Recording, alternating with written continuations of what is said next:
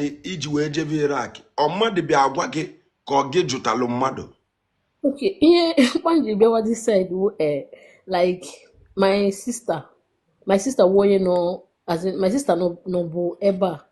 So ya agwa m about the place you get, and oge ahụ agakwa m ọrụ na Lagos because Lagos ka m beziri. I was working in Lagos. Ị na-alụkwa ọrụ na Lagos before ị bịawa ebe a? Yeah, I was working, yeah, but the pay dị okay, but I hope will not the okay like that. Okay, oge ahụ ihe m na-earn na Lagos was 70,000, you get. So my sister abịa agwazi okwu this place.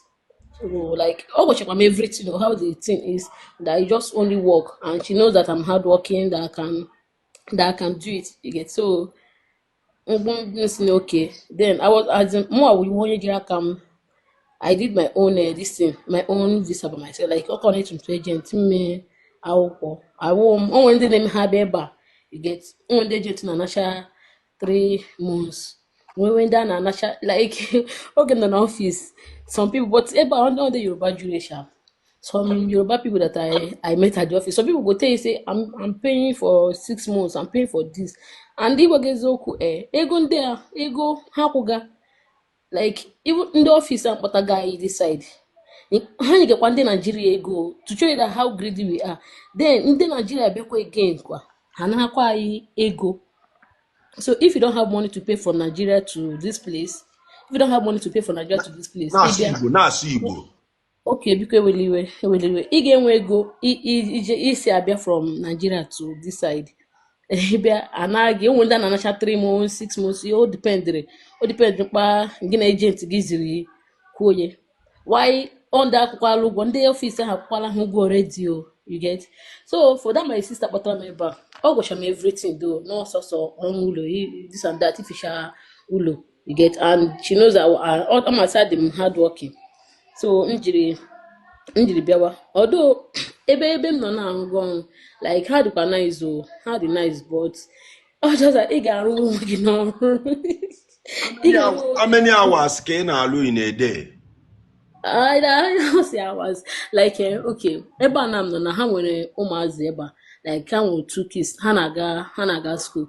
So I'm ekete ebe 8 o'clock I will 8 wo 6 o'clock Nigeria time, you get. So make it a bit 8 kwado ha school.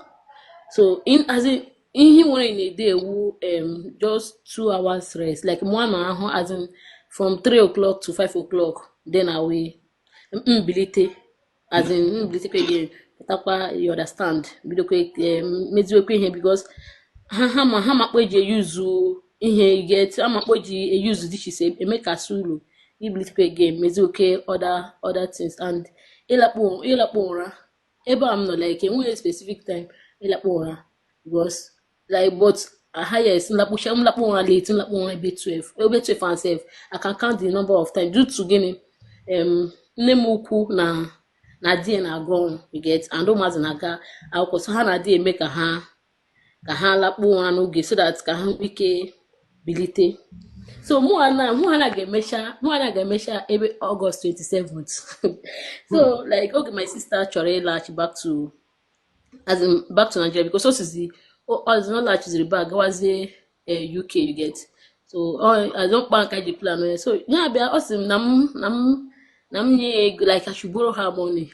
Na m borrow ego that if she go back no ga-enye m ego. So enyekwere m ego ihe mere ewu 3M, you get, enye m 3M. So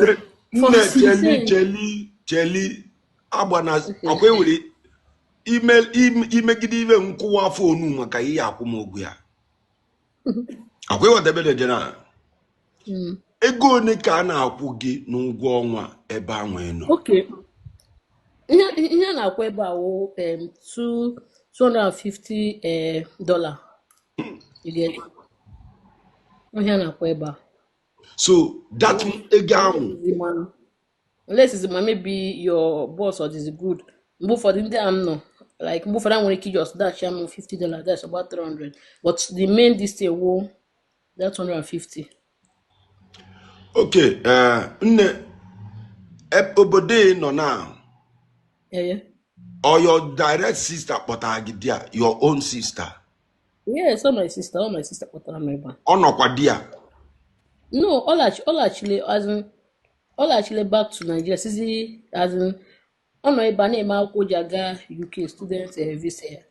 So Sisi, all as back to Nigeria was UK. Ndị isi ana enwelo satisfaction n'ọrụ a na-alụlụfa.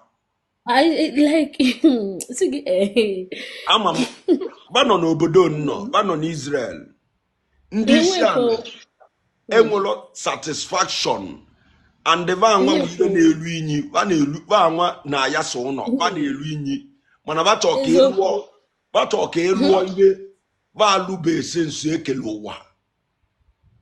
Eziokwu. Ndị na-eme unu attract unu ji eje this type of country. So like ilewekwane obodo anyị anya like no as in onwe onye nọ na-help gị, nobody is there to help you, you get, nobody is there, onwe ga-achị help gị, and that is just the matter of fact. And ilewekwane ABC like for me now like mụ nne m anọ nna m anọ and nwanne nwaanyị ahụ nọ ebe a mụ anụla ụmụ ọbụla husband do, but you understand ụmụnne m ndị ọzọ like ha just pay deaf ears to the rest, you get, and some of my sister ndị lukwara di ha lose, you get, like mgba na this lady si kwuo na o retiri mụ ya ụlọ ngwa gị si ereti my sister bi Owerri, eretiri my sister ụlọ as in a room and parlor self no we na Amakohia ebe ha bi, so ịma mkpa ụlọ si add on na Amakohia ebe ahụ. Or just that like you calculate taking the end in Nigeria, you calculate pay kin the end number, you just be like you can just come now, no be to work, or just that the other easy when you're born as a baby, the easy. Onwe ntị igwa unu ndị be anyị onwe ihe ntị igwu na about ụmụ nwaanyị na-abụọ n'ebe a. Ndị a bụ nwaanyị onwere ive na ya these people unu mmalụ utulu ọrụ ndị na-alụ, unu mmalụ ntulu ọrụ ndị na-alụ. Nne why unu anọrọ Nigeria mebe hook up? Hook up, mmadụ niile ga-eme hook up. Very good. Mmadụ niile ga-eme hook up biko. Joy Giver, unmute yourself.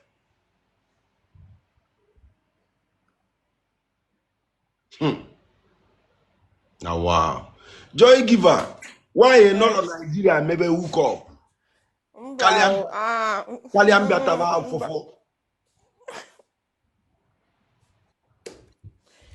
Agwago gị na mbido nsị gị mgbe m nọ Nigeria ọ dị nka enwetu ihe dị dịrị mgbe ahụ ịghọta.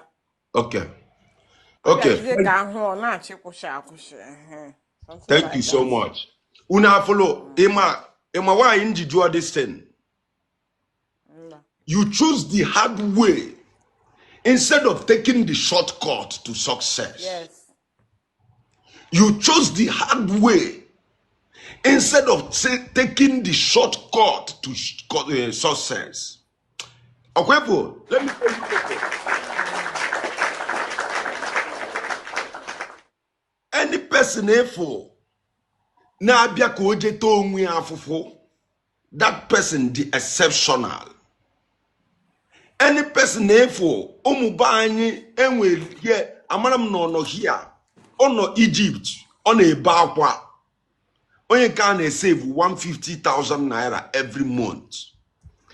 My sister, unfortunately, this salary ana akwu unu n'obodo anwu unu no is a plate of food n'obodo anọ. Me order abute munni n'ọnụ ụzọ. That is your salary. I feel like obu na ma abụlọ nwoke na mkpọrọ akpọ unu aka emego m mba akwa na page a. Obu na ma akpọrọ akpọ as bish nwo unu aka emego m nshedi elu unu tears. Follow Nundia, support one of these women. Support one of these women. onye asịkwana na Nigeria ka njọ enwe reason why people na-eje Dubai je hustle, people na-eje many places mana unu je kwechili n'ime ụlọ na-alụ ọrụ, deny yourself freedom, deny yourself everything.